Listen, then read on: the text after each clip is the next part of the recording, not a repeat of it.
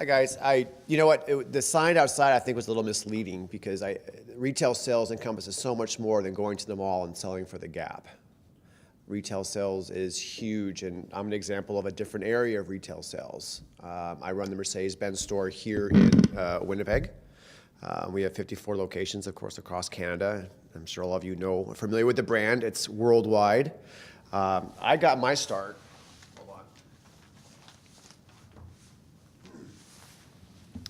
I got my start in what I thought was going to be the traditional path. I went to university. I'm an American, Texas. Went to university. I graduated, went to work for a big 6 accounting firm. Got 6 months into it and realized this is not for me. Sitting here in this little cubicle and punching numbers into a 10 key and into a computer and auditing was not for me. Loved it in theory and classroom, that was fun, but the actual act of doing it was more. I'm a little bit chatty. I'm a people person. I like being involved with people, and that was not lending to what I wanted for my life. So I was flipping through the paper one day and I saw an advertisement for a business manager for a dealership, finance manager. I thought, well, I'm an accountant. I can be a finance manager. I love cars, so that's fun. So let's go for a car dealership. That'll be great. So when I interviewed, I said, okay, I want to be a finance manager. Here's my degree. And the owner of the dealership looked at me and said, no, sorry, you cannot, a degree is not going to help you be a finance manager for a car dealership. You got to start in sales because you have to know what's happening out there and the salespeople and what they're doing and how hard they work to get the sale, what they have to do to get that customer to say yes, and what you have to do to not screw it up, to make them leave and go buy somewhere else. So I agreed, and I went to work for Mitsubishi, and I sold Mitsubishi cars, and it was terrifying. I'm talking to strangers, I'm meeting people, I'm trying to talk to people about these cars, and of course you're new, you don't know enough about the cars, but I learned and I quickly figured out I was really good with people. I could talk to people and I was comfortable with them. Throw me a scenario, I was really good with it. So I sold for a while, understood that end of it, and then I became a finance manager. Same thing as a business manager.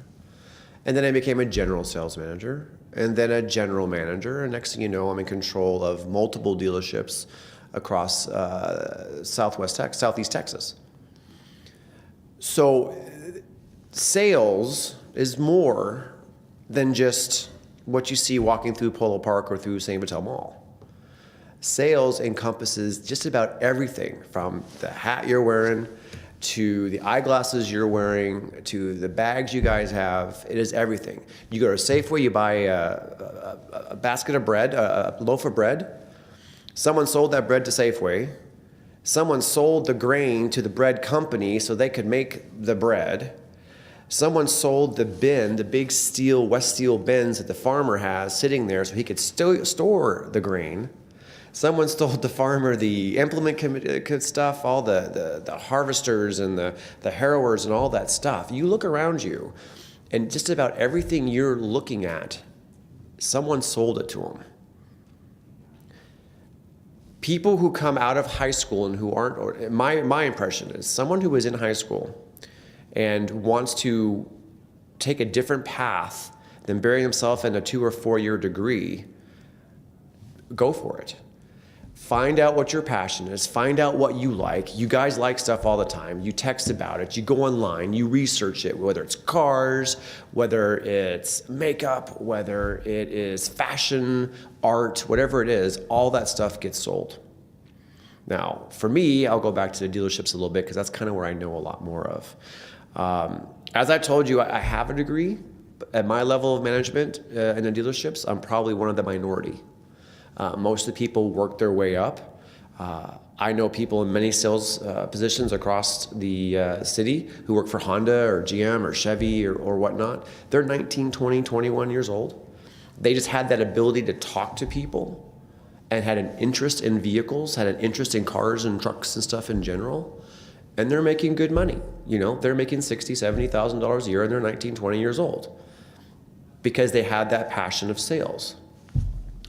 So how does someone go from a high school graduate to selling anything? First, you're going to find out if you like sales. You don't know. And I think the best way to do it is to get that retail job. Go to the mall, work for Spring Shoes or whatever it's called, work for the Gap. Do it during the summer. Do it during the 2-month period in Christmas when they need extra help. Figure out if you can talk to people. Because if you can talk to people, the rest is just learning the product. Okay? Do your friends come to you with problems? Do you know friends you go to with problems? Can you win an argument with your parents? Can you convince them that you either A, didn't do something that you did, or B, that you're gonna go do something even though you're gonna do something else? I did it. That's how I knew I was gonna be a good salesperson. Because if your hardest critics are gonna be your parents, and they're the ones who know you better than anyone in the world. So if you ever have fooled your parents, you might be a good salesman or a good lawyer. It's argumentative either way. So get the job in sales. Go out there and work for the Gap and find out if you can do that. Because if you can do that, then stay there and get better. And you can either grow up through the ranks of those corporations and those companies and become store managers and general managers of stores and then regional managers of the Winnipeg area for the number of stores they have. Or you can decide, I want to go into car sales. I want to go into furniture sales. I want to be a part of the art gallery and learn more about art and work for them. Anything you look at, guys, you can sell toys. It's an idea that allows you in sales to be almost self-employed. Yeah, you get paid a salary and you get paid commission and all that stuff, but in a sales position, you're your own boss and you're only limited by how much work you want to do. I've got one of the salespeople at the Mercedes store joined the Model Airplane Club. He joined this organization of people who build these planes and then they electronically fly them and they have gas in them and they fly around and they do tricks and stuff. Those things are expensive. And the people who fly those things tend to have a lot of money. So he thought to himself, hey, guess what? I'll join that club. Those people have money. And he sold, I can't tell you how many Mercedes he sold through those people and through the friends they know and how it bleeds out. It's all about how you can guide your own vision. And that's how I like to put it. Car sales, what I do at my level every day is I'm basically a conductor. I make sure the sales manager has the salespeople on staff, has them in line, that the finance manager is making sure all the contracts from people who buy vehicles, make sure they're in line, making sure they're collecting all the money, the finance applications. Parts and service has to have their parts, and they have to make sure that they're getting cars in and out as quickly as possible.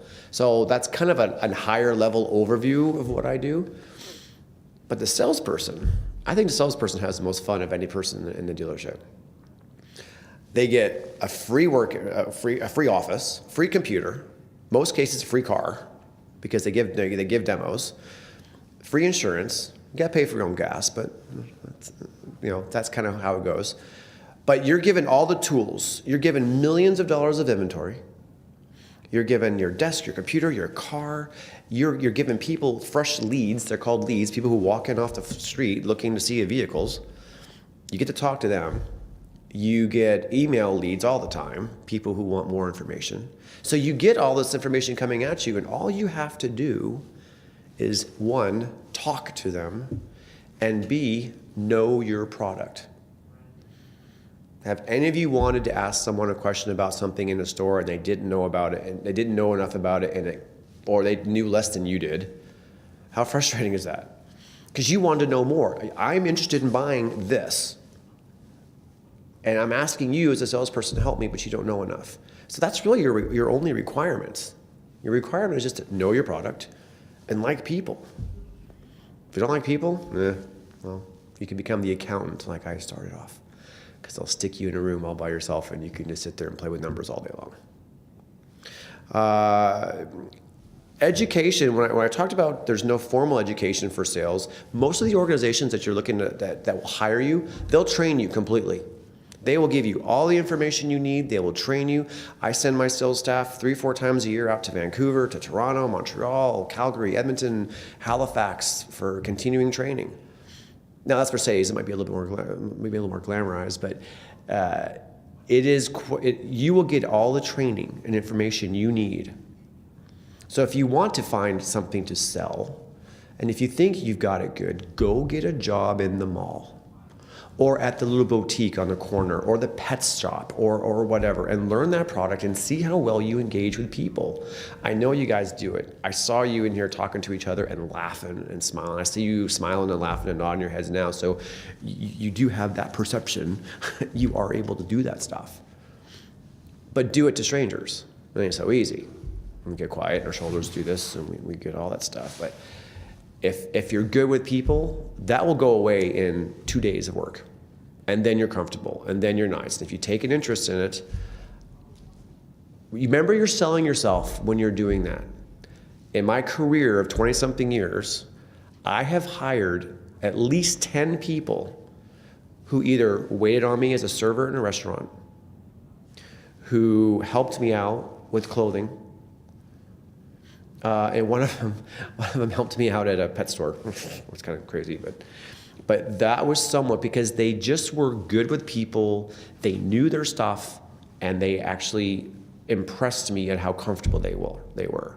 And now they're all very successful. They're no longer salespeople. 4 or 5 of them are in management positions at dealerships. They're in their late 20s, early 30s. They're making over $100,000 a year. Just because they know how to talk. And guess what? I know how to talk, in case you couldn't tell. What do I like about my job?